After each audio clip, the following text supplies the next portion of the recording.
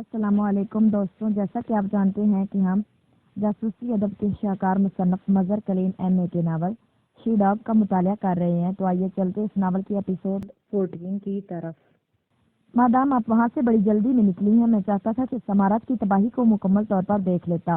کوٹھی پہنچتی مارشل نے کہا۔ تمہارا مطلب تھا کہ ہم مقامی پولیس کے ہاتھ لگ جاتے؟ مادام شیری نے بگڑے ہوئے لہجے میں کہا۔ او ہاں سوری مادام، آپ واقعی انتہائی گہرائی میں سوچتی ہیں۔ آئی ایم سوری، مجھے اس بات کا خیال ہی نہ آیا تھا۔ مارشل نے فوراً معذرت کر لی۔ مادام ٹھیک کہہ رہی ہے مارشل، اس پورے علاقے کو پولیس نے گھیر لینا تھا، اور ظاہر ہے وہاں آدمی کی تفصیلی پوچھ ہوتی ہے، اس طرح ہم پھنس جاتے۔ تباہی تو بہرحال ہونی ہی تھی، اس کے آثار تو ہم نے دیکھ ہی لیے تھے، ہنری نے کہا، اور مارشل نے اس بات میں سر ہلا دیا۔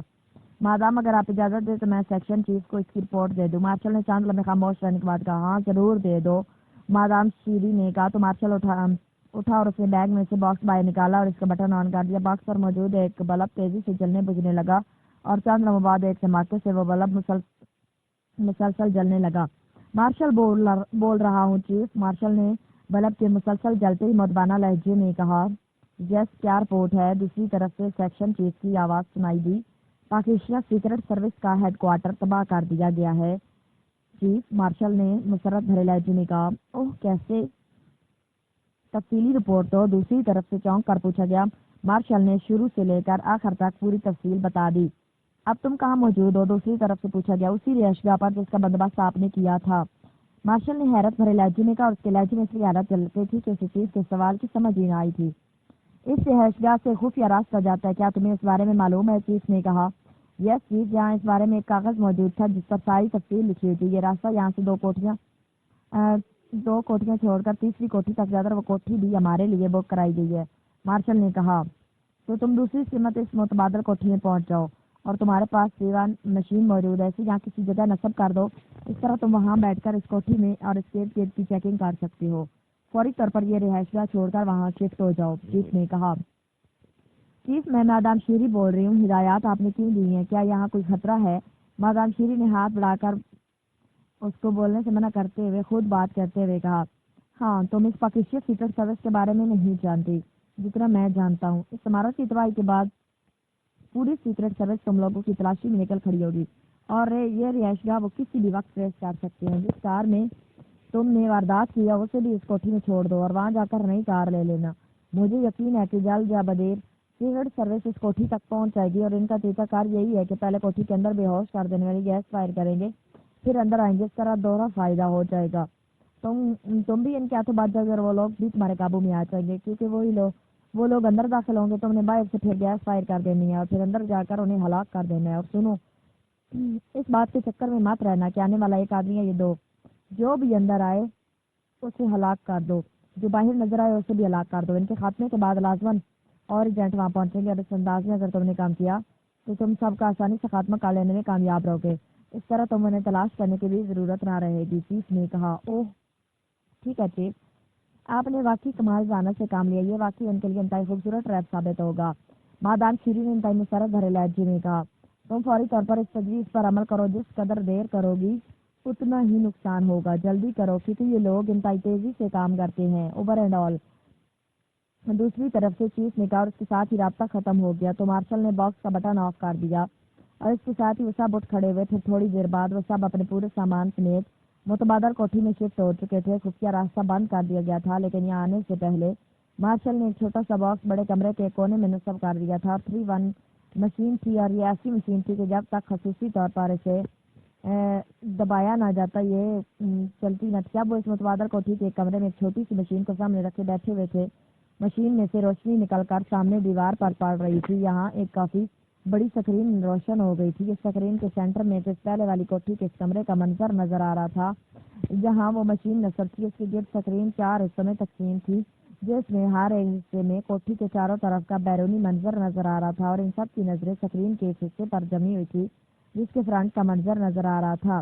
ہنری اور جافن، تم دونوں گیس پسٹل لے کر تیار رہو، مارشل نے کہا۔ تو ہنری اور جافن دونوں تیار ہو گیا، اور پھر تھوڑی ہی دیر گزری تھی کہ اچانک سکرین پر دائیں طرف سے وہ دو آدمی پیدل چل کر کوٹھی کی طرف بڑھتے دکھائی دیے، اور ان کا انداز دیکھ کر وہ سب چونک پڑے۔ ان دونوں کے ہاتھ جیبوں میں تھے، اور ان کے قد و قامت اور ان کے چلنے کا انداز بتا رہا تھا کہ وہ تربیت یافتہ لوگ ہیں۔ چیف کا خیال درست ثابت ہو رہا ہے مارشل، مجھے یقین ہے کہ یہ دونوں سیکرٹ سروس کے آدمی ہیں۔ مادام شیری نے کہا یس مادام، چیف بے حد ذہین ہے، مارشل نے جواب دیا۔ اسی لمحے انہوں نے دیکھا کہ ان دو آدمیوں کی کوٹھی کے سامنے سے گزرتے ہوئے اچانک سے چھوٹے اور چپٹی نال کے پسٹل نکالے، پلک جھپکنے میں انہوں نے فائر کھول دیے۔ وہ چل ویسے ہی رہے تھے لیکن ان کے پسٹل سے سرخ رنگ کے کیپسول کوٹھی کے اندر گر رہے تھے۔ چند کیپسول فائر کرنے کے بعد ان دونوں نے پسٹل جیبوں میں ڈالے، اسی طرح آگے بڑھ گیا، پھر سکرین سے آؤٹ ہو گئے۔ اب یہ کچھ دیر بعد کوٹھی کے اندر داخل ہوں گے۔ مارشل نے کہا اور مادام شیری نے اس بات میں سے ہلا دیا۔ ہنری اور جافن تم جاؤ، یہ لوگ جیسے ہی اندر داخل ہوں تم نے بھی گیس فائر کرنی ہے، اس کے بعد تم نے وہیں رکنا ہے۔ تمہارے پسٹل میں جو کیپسول ہے اس گیس کے اثرات انسانی جسم میں 2 گھنٹوں تک رہتے ہیں، اس طرح یہ 2 گھنٹوں تک ہوش میں نہ آ سکیں گے اور اس کے بعد ان 2 گھنٹوں میں جو بھی اندر داخل ہوگا تم نے پھر گیس فائر کر دینی ہے۔ جب ہمیں یقین ہو جائے گا کہ مزید لوگ نہیں آ سکتے تو پھر ہم سب اندر جائیں گے اور ان کا شکار کھیلیں گے، مارشل نے کہا۔ لیکن باس چیف نے تو کہا ہے کہ وہ ان کو ساتھ ساتھ ہلاک کرتے رہو، ہنری نے کہا۔ لیکن مارشل کے جواب دینے سے پہلے 3 آدمی سکرین پر نظر آئے تو مادام شیری بھی اختیار اچھل پڑی۔ اوہو، تیسرا تو عمران ہے۔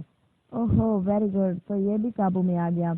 جیسے یہ اندر پہنچے تم نے گیس فائر کر دینی ہے، جلدی جاؤ، اور گیس فائر کرنے کے بعد تم دونوں نے واپس یہاں جانا ہے، ہم سب گیس ختم ہونے پر اندر جائیں گے۔ مادام شیری نے کہا تو وہ دونوں تیزی سے دوڑتے ہوئے بیرونی دروازے کی طرف بڑھ گئے، جبکہ وہ تینوں کوٹھی کے باہر کھڑے اس طرح آپس میں باتیں کر رہے تھے جیسے وہاں اتفاقاً ان کی ملاقات ہو گئی ہو اور وہ آپس میں باتیں کر رہے ہوں۔ پھر اچانک ایک آدمی تیزی سے مڑا اور بجلی کی تیز سے پھاٹک پر چڑھ کر اندر کود گیا، جبکہ باقی 2 آدمی باہر کھڑے باتیں کرتے رہے۔ وہ چند لمحوں بعد پھاٹک کھلا اور یہ دونوں بھی تیزی سے اندر داخل ہوئے تو سکرین سے آؤٹ ہو گئے، لیکن مادام شیری اور مارشل انہیں چیک کرتے رہے۔ چند لمحوں بعد ہنری اور جافن دونوں سکرین پر نظر آنے لگے، ان دونوں کے ہاتھوں میں مشین گیس پسٹل سے، اور انہوں نے پھاٹک کے قریب کھڑے ہو کر انتہائی برق رفتاری سے گیس پسٹل سے کیپسول اندر فائر کرنے شروع کر دیے۔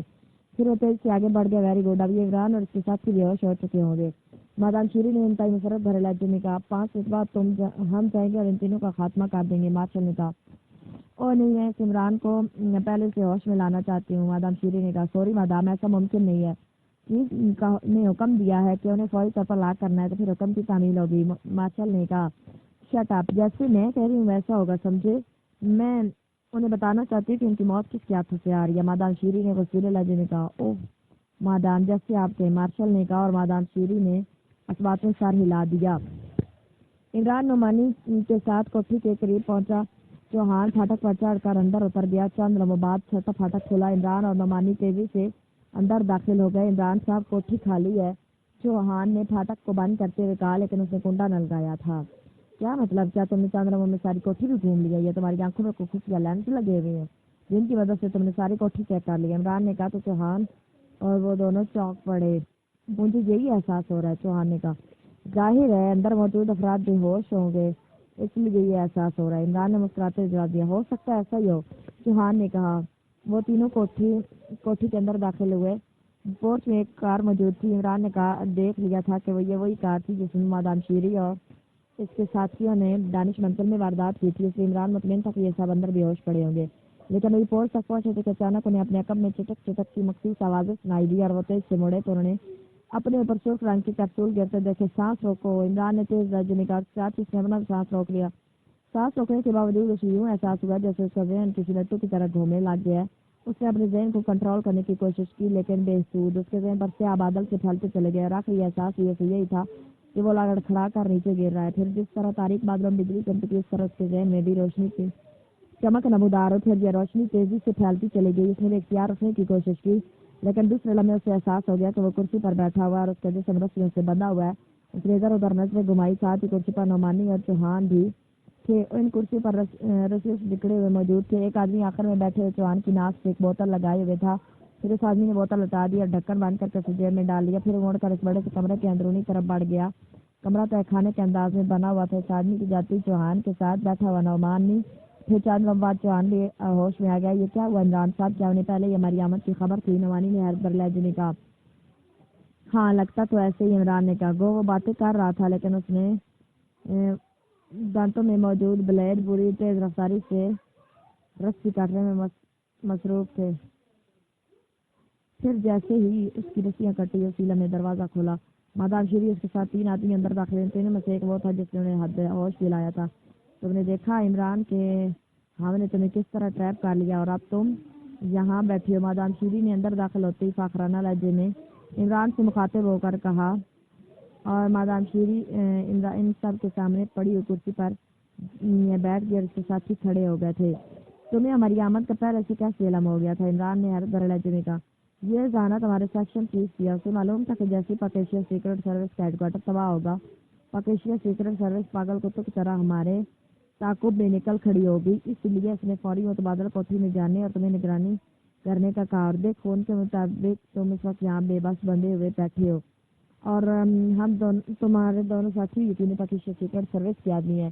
اس طرح ہمارے دونوں مشن مکمل ہو گئے، مادام شیری نے بڑے فخرانہ لہجے میں کہا۔ چوہان اور رومانی مادام شیری کے ہیڈ کوارٹر کے بارے میں سن کر بختیار چونک پڑے تھے۔ تم کس عمارت کی بات کر رہی ہو؟ عمران نے دانستہ اس طرح چونک کر حیرت بھرے لہجے میں کہا جیسے اسے معلوم ہی نہ ہو، کیونکہ وہ نوانی اور چوہان کے سامنے یہ اقرار کیسے کر سکتا تھا کہ وہ بھی ایکسٹری کے ساتھ اس عمارت میں موجود تھا۔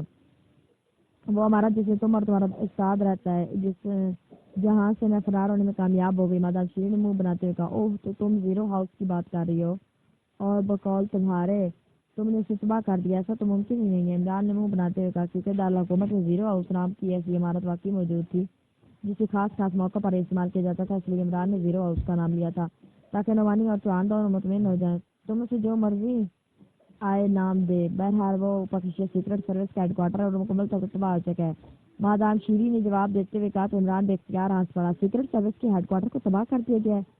یہ خواب بھی دیکھ سکتے ہو تم، سمجھی؟ عمران نے منہ بناتے ہوئے کہا، جو کچھ بھی ہوا ہے بہرحال ہمارا مشن کا مکمل ہو گیا، اور اب تم تینوں کے خاتمے کے بعد ہمارا مین مشن بھی مکمل ہو جائے گا، باقی جو ممبرز رہ جائیں گے ان کا بھی خاتمہ کر دیا جائے گا۔ مادام شیری نے کہا، اور اس کے ساتھ اس نے اپنا جیکٹ کی جیب سے مشین پسٹل نکال کر ہاتھ میں پکڑ لیا۔ تم نے بتایا کہ تم نے اپنے سیکشن چیف کو رپورٹ کی، اور جب تمہارے سیکشن چیف کو علم ہوگا کہ تم نے اس سے غلط بیانی کی ہے تو تمہارا اور تمہارے اسپیشل سیکشن کا کیا اشر ہوگا؟ ہم تو بندھے ہوئے ہیں، اگر چیکنگ کر سکتی ہے تو اس میں کوئی حرج نہیں، عمران نے تیز لہجے میں کہا۔ نہیں، ہمیں چیکنگ کی ضرورت نہیں، ہم نے اپنی آنکھوں سے اسے تباہ ہوتے ہوئے دیکھا ہے۔ مادام شیری نے منہ بناتے ہوئے کہا، مشین پسٹل کے کاروں کو عمران کی طرف کر دیا تھا اور اس کے چہرے پر یکلا شفاقی کے تاثرات ابھر آئے تھے۔ عمران نے گو اس دوران ناخنوں میں موجود بلیڈ کی مدد سے ہاتھوں پر بندھی ہوئی رسیاں تو کاٹ رہی تھی، لیکن ظاہر مکمل طور پر آزاد ہونے کے لیے رسی کے جسم کے گرد موجود ہونا بھی اسے علیحدہ کرنا تھا نا۔ ایسا اس لیے کر سکتا تھا کہ جب یہ چاروں اس کمرے سے باہر جاتے، لیکن عمران کی کوشش کے باوجود باہر جانا اسی طرح بھی آمادہ نہ ہو رہے تھے۔ اوکے، اگر تم احمق بننے میں ہی خوش ہو تو چلاؤ گولی، عمران نے منہ بناتے ہوئے کہا۔ البتہ اس نے اپنا دایاں ہاتھ آہستہ سے رسیوں کے اندر سے اس طرح سیدھا کر لیا تھا کہ اس کا رخ مادام شیری کی طرف آیا۔ اس کے کوٹ کے آستین میں آخری حربے کے طور پر بلو پن مارکر موجود تھا، اور وہ اب اس بلو پن مارکر کے ذریعے ہم ہی اپنا دفاع کر سکتے ہیں، مارشل نے کہا، اور اس عمارت کا راؤنڈ لگاؤ، جس کی ٹیم سے یہ شخص بات کرے وہ ضرور دیکھو کوئی گڑبڑ ہے۔ اچانک مادام شیری نے مڑ کر اپنے ساتھی سے کہا، چھوڑے مادام، آپ نے تو پہلے ہی کافی وقت ضائع کر دیا ہے، ان کو ختم کر دو۔ اگر وہ عمارت بقول اس کے تباہ نہیں بھی ہوئی تو اسے دوبارہ بھی تباہ کیا جا سکتا ہے، ان کا خاتمہ تو کر دیں، مارشل نے جواب دیا، لیکن اسی دوران عمران اپنی انگلیوں سے آستین کی سائڈ میں باہر کو نکلے ہوئے دھاگے کو مخصوص انداز میں کھول کر کھینچ چکا تھا، اور اس طرح اس کے کوٹ کی آستین پر جہاں نمائشی بٹن لگے ہوئے تھے ان کے پیچھے موجود بلو پن مارکر اوپن ہو چکی تھی۔ ہاں، تمہاری یہ بات درست ہے، مادام شیری نے مڑتے ہوئے کہا، لیکن اسی لمحے عمران نے مخصوص انداز میں جھٹکا دیا تو مادام شیری یک لخت اس طرح چیختی نیچے گری جیسے کسی نے اسے اٹھا کر پشت کے بال نیچے پھینک دیا ہو۔ کیا ہوا مادام؟ مارشل اور اس کے ساتھیوں نے چونک کر اس کی طرف بڑھتے ہوئے کہا، لیکن عمران کا ہاتھ مسلسل کام کر رہا تھا۔ نتیجہ یہ کہ پلک جھپکنے میں مارشل اور اس کے دونوں ساتھی بھی مادام شیری کی طرح چیختے ہوئے نیچے گرے، پھر ساکت ہو گئے۔ اس کے ساتھ ہی عمران نے تیزی سے اپنے جسم کے گرد موجود رسیاں کھولنا شروع کر دی، اور چوہان حیرت سے عمران کو ایسا کرتے دیکھ رہا تھا، اور حقیقتاً اسے یہ معلوم نہ ہو سکا تھا کہ عمران نے کس طرح ان رسیوں کو کھولا ہے، اور اس کے ساتھ ہی اس نے کھلی ہوئی رسی اٹھائی، پھر جس قدر تیزی سے اس نے رسیاں کھولی تھی اس سے زیادہ تیزی سے اس نے مادام شیری اور اس کے ساتھیوں کے ہاتھ ان کے کمے کر کے انہیں رسیوں سے باندھ دیا تھا۔ اس کے بعد اس نے تیزی سے نعمانی اور چوہان کی رسیاں خنجر سے کاٹ دی تھی۔ ان چاروں کو کرسیوں پر بٹھا کر کرسیوں سے باندھ دو، عمران نے اپنے ساتھیوں سے کہا، پھر خود بھی ان کے ساتھ اس کام میں شامل ہو گیا۔ تھوڑی دیر بعد وہ چاروں آدمیوں کو باندھ چکا تھا۔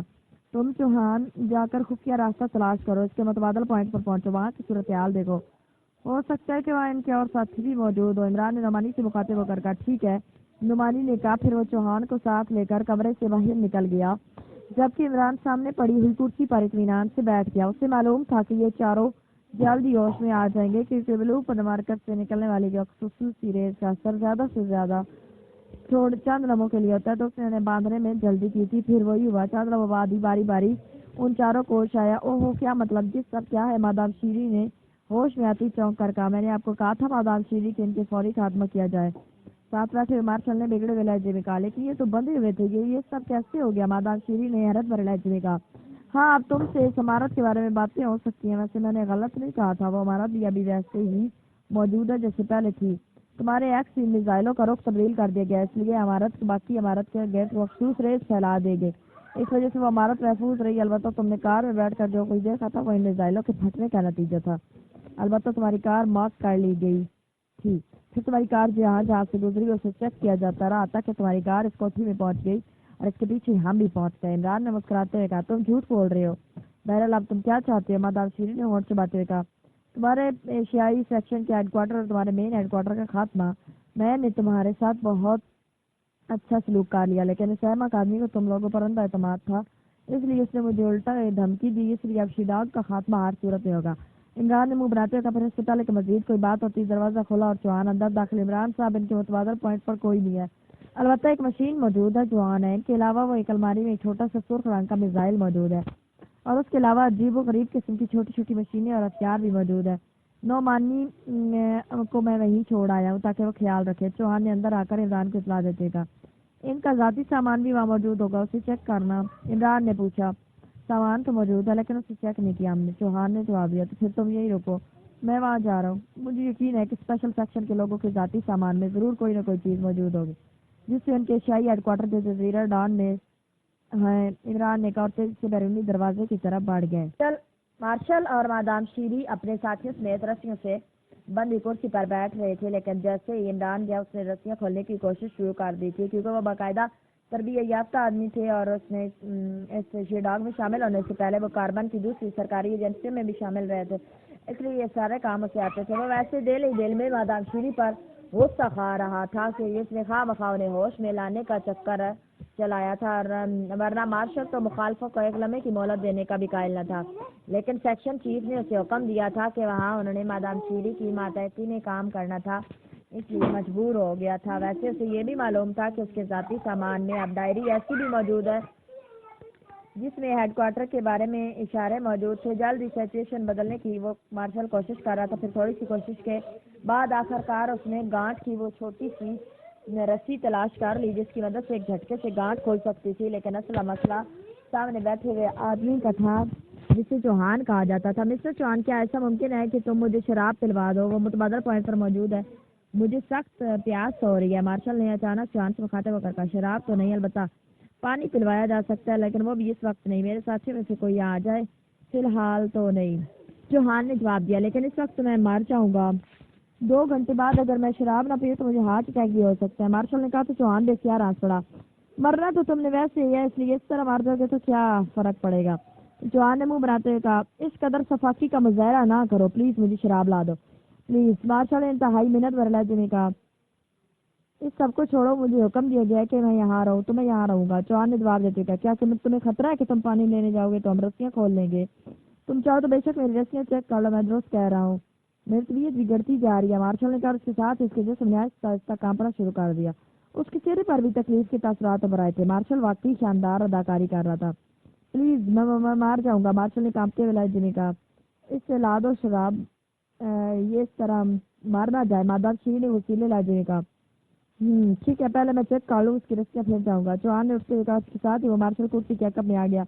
मार्शल ने जाहिर है गांठ ना खोली थी, इसलिए उसे कोई फर्क ना पड़ता था, अलबत्ता उसने अदाकारी जारी रखी थी। चौहान ने उसकी रस्सियाँ चेक करने के साथ साथ मादाम शीरी और मार्शल के दूसरे साथियों की रस्सियाँ भी चेक की। फिर वो तेज कदम उठाता दरवाजे की तरफ बढ़ गया। जरा जल्दी प्लीज, मार्शल ने कांपते हुए लहजे में कहा। चौहान बगैर बड़े सारे लाए बाहर निकल गया। उन्हें उंगलियां बिजली की तेज से हरकत में आ गई। चंद लम्हों बाद एक झटके से गांठ खोल लेने में वो कामयाब हो गया। मादाम शीरी और उसके साथ चौंक कर इसकी तरफ देखा, लेकिन वो बोले नहीं। गांठ खुलते ही जैसे ही मार्शल के जिस्म के गिर्द मौजूद रस्सियां ढीली हुई, उसने बिजली की सी तेजी से रस्सियां हटाई। फिर उछल कर वो खड़ा हो गया और उसके साथ ही वो अपने साथियों की कुर्सियों के अकब में गया। फिर उसने इंतहाई तेज रफ्तारी का मुजाहरा करते हुए अपने साथियों को मादाम शीरी की रस्सियां भी खोल दी और खुद वो दरवाजे की तरफ बढ़ गया, ताकि इस दौरान अगर वहां को वापस आए तो उससे भी निमट ले। गो उसे मालूम था कि यहाँ शराब मौजूद नहीं है। शराब लेने कल चौहान को मुतबादल पॉइंट पर जाना होगा। अब निकल चलो यहाँ से। मादाम शीरी ने कहा। नहीं मादाम, अब तो मौका मिला है हमसे निपटने का। मार्शल ने कहा और उसी लम्हे से दूर से कदमों की तेज आवाजें सुनाई दी। कदमों की आवाजें बता रही थी आने वाले 2 आदमी हैं। शायद इमरान भी चौहान के साथ वापस आ रहा था। मार्शल ने अपने साथियों को इशारा दिया और दरवाजे की साइडों में खड़े हो गए, जबकि मादाम शीरी दरवाजे के साथ लगकर खड़ी हो गई। इंसाफ के जिसम तने हुए थे और वो आने वालों पर हमला करने के लिए पूरी तरह होशियार थे। इमरान ने मुतबादल पॉइंट पर पहुंचकर लोगों के जाती सामान की तलाशी ली तो एक खुफिया खाने में एक डायरी मिल गई। उसने डायरी खोली और उसे पढ़ने में मसरूफ हो गया। Very good. इसमें ऐसे इशारात मौजूद है जिनसे सेक्शन के हेडक्वार्टर की निशानदेही हो रही है। ये डायरी इस मार्शल की है। इसका मतलब है कि इस मार्शल से मजीद मालूमात हासिल की जा सकती हैं।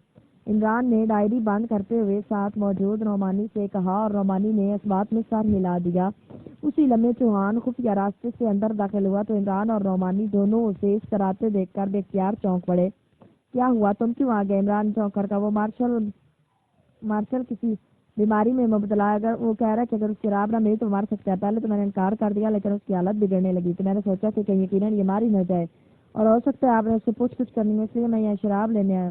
चौहान ने तफसील बताते कहा। तुमने उनकी रस्सियाँ चेक कर ली थी? इमरान ने होश बातें कहा। जी हाँ, मैंने आने से पहले बाकायदा रस्सियाँ चेक की थी। वैसे मैं कैसे उन्हें छोड़ कर आ सकता था? चौहान ने जवाब दिया तो उनके चेहरे पर इत्मीनान के तासुरात उभर आए। ओके फिर आओ, मैं तुम्हारे साथ चलता हूँ। नो मानी, तुम यहीं रुकोगे क्योंकि हो सकता है कि इनका और कोई आदमी बाहर आ जाए। इमरान ने नोमानी से कहा और फिर इस बात में सारे राज गया, जबकि चौहान एक अलमारी की तरफ बढ़ गया जिसके पट खुले हुए थे और अंदर मौजूद शराब की बोतलें पड़ी नजर आ रही थी। उसने एक बोतल उठाई, वापस मुड़ गया। इमरान ने चौहान से कहा, फिर वो दोनों खुफिया रास्ते की तरफ बढ़ गया। डायरी इमरान ने अपनी जेब में डाली थी। थोड़ी देर बाद वो एक कमरे का दरवाजा खोलकर अंदर दाखिल हुए। अचानक इन पर दोनों साइडों से साए से झुकते और वो दोनों ही कलाबाजियां खाते हुए कमरे के दरमियान में जा गिरे, लेकिन हवा में कलाबाजियां खाते हुए इमरान ने कमरे की सूरत हाल देख ली थी। कुर्सियां खाली थी, जबकि मादाम शीरी उसके साथ ही कुर्सियों से उठकर कमरे में मौजूद थे।